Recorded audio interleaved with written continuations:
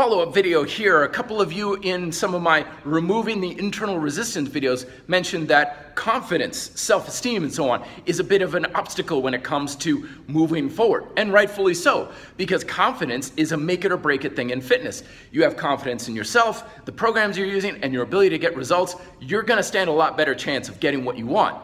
But if confidence is low, your chances plummet. Now I know I've suffered from confidence issues and self-esteem issues my whole life, but I've noticed over the years that there are three main myths that permeate our fitness culture that feed off of our insecurity, sometimes in an effort to try and sell us things we don't need, and overcoming these myths are a big step towards unleashing a lot of that internal resistance so you can get better results. Myth number one is that fitness only happens for the lucky or the special few individuals, like celebrities, people who have the right genetics, rich, all that sort of thing. This is a complete myth because fitness is a process of Mother Nature. It happens for everybody.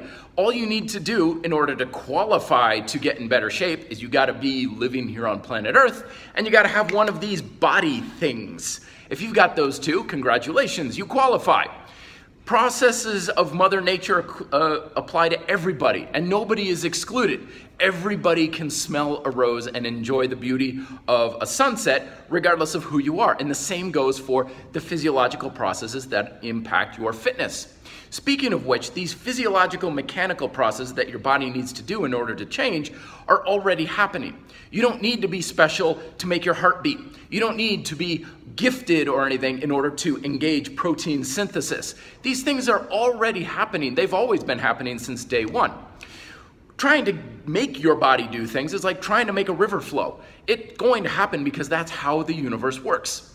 Instead, when we make our body change, lose weight, build muscle and stuff, we're taking these physiological processes that are already happening and just simply directing them. You don't need to make it happen. You don't need to make your body burn fat or build muscle or learn to do anything. You just simply need to direct those things so they happen faster or slower in the direction that you want to have happen. That's the point of our habits. The second big myth is feeling like you have to know for sure what you're doing in order to take action.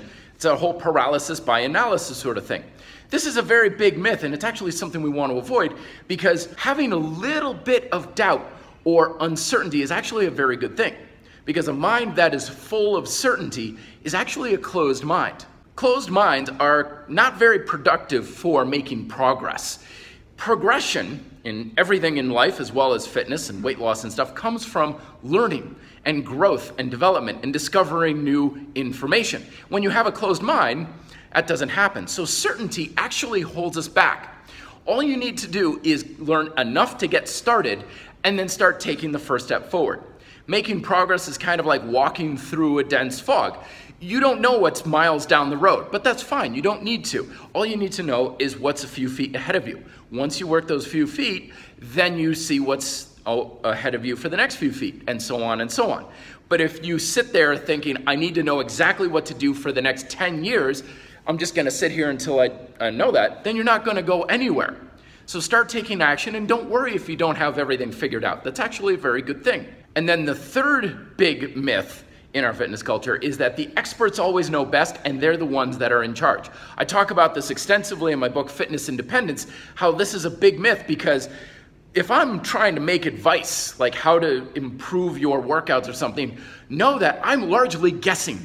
It's educated guesses off of things I've learned, but I don't know you. I don't know your life, your circumstances, your preferences, and a whole host of things that are personalized to you. So I'm largely just guessing at what I think may be best.